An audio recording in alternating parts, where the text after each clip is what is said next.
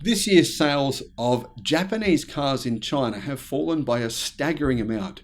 However, the interesting thing is, Chinese branded cars have increased by almost the exact same amount that Japanese cars have fallen. So what's actually going on here? And what are the best-selling cars in China right now? Hi guys, a lot of people have been asking me, what's the deal with China? I mean, is it really the most important car market in the world? The answer is obviously yes. It's the most important car market in the world for nearly every car manufacturer, especially companies like Toyota and Volkswagen. However, sales for those companies, and in fact for all Japanese automakers, are declining in China. But here are the 10 best-selling electric cars and the 10 best-selling car brands in China in the month of October. Hello my friends, welcome to the channel. I'm Sam Evans, you're watching the Electric Viking. In October 2023, just over 2 million new cars were sold. This gives you an idea of why a lot of Australians, now don't get me wrong, Australians, I'm not saying this about everyone, but there's a lot of Australians who are completely delusional. They think things like this. Well, I bought the new X model, whatever it may be, Toyota 700 series. Therefore, that means that Toyota will simply keep making that car for me. Oh, because here in Australia, people buy that car. It's just not that relevant. In Australia, only about just over 1 million cars are sold every year. But in China, they're selling 2 million a month. 28.5 million cars are sold in China per year. That's why this data matters. Companies make models just for China alone. They don't do that for small markets because it's not profitable. But the most interesting thing going on in China is the market saw a huge growth in the EV sector. 195,000 fully electric vehicles and 272,000 plug-in hybrid vehicles, or PHEVs, were sold. That accounted for 38% of total vehicle sales. And of course, most legacy automakers, including Toyota, don't sell large numbers or even medium-sized numbers of plug-in hybrids or EVs in China. For one, consumers don't actually want them. They do want EVs, I should be clear. They just don't want legacy EVs. Market dominance, BYD is clearly the most powerful automaker in China right now by a massive margin. It sold 246,390 vehicles in China alone, meaning it has 12.12% of the entire Chinese car market. Volkswagen is in second place as the second best-selling car brand in China. Sales were 198,210.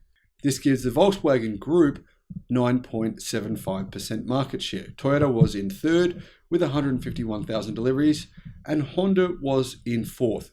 Chinese automaker Geely was in fifth. Now, I should point out that only BYD owns 100% of its sales in China. All those automakers, Volkswagen, Toyota, Honda, and even, of course, companies like Nissan, they only own a maximum of 50% of their actual deliveries because they have joint venture partnerships. They don't actually make the cars themselves. They just own 50% of a local brand, a local, basically contract manufacturer who makes the cars for them. So they get 50% of the profits and that local company gets 50% of the profits. Sometimes that local company is actually owned by the Chinese government.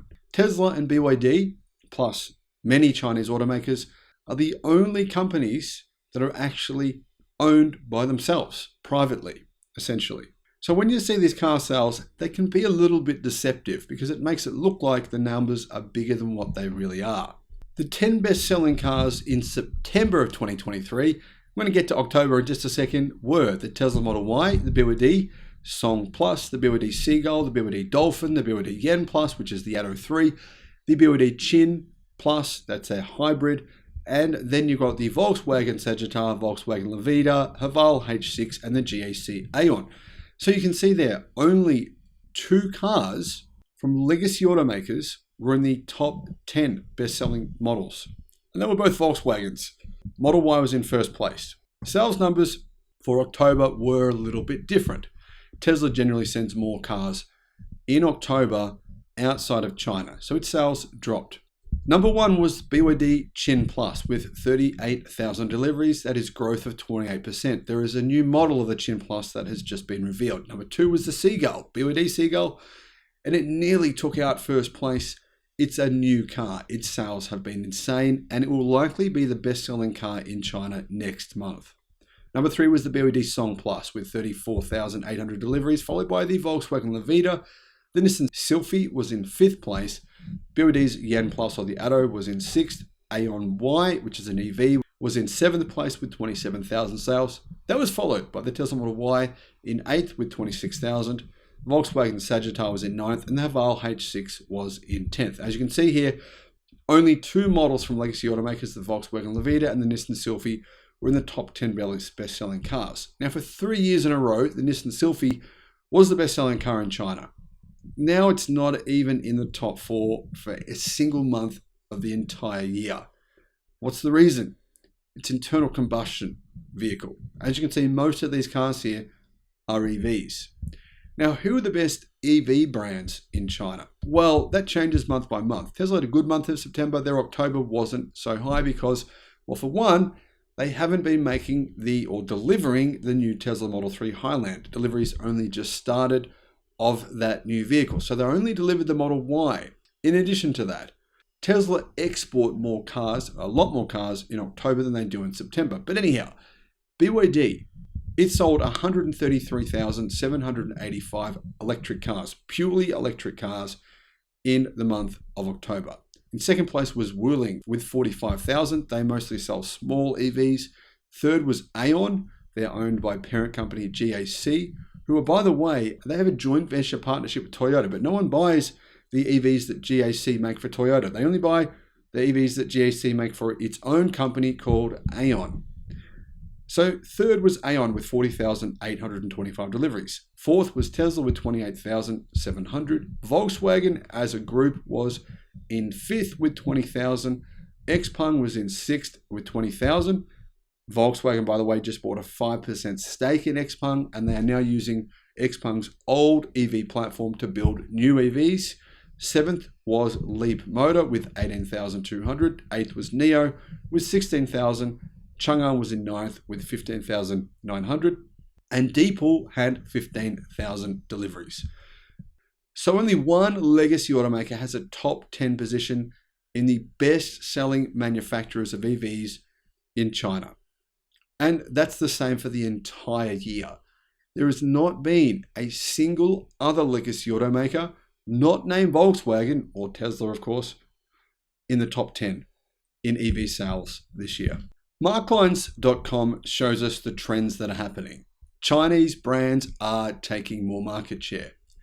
In fact, year over year, Chinese brands have increased their sales in China by 21%, almost entirely at the cost of Japanese automakers. Their sales have declined by 19.2%.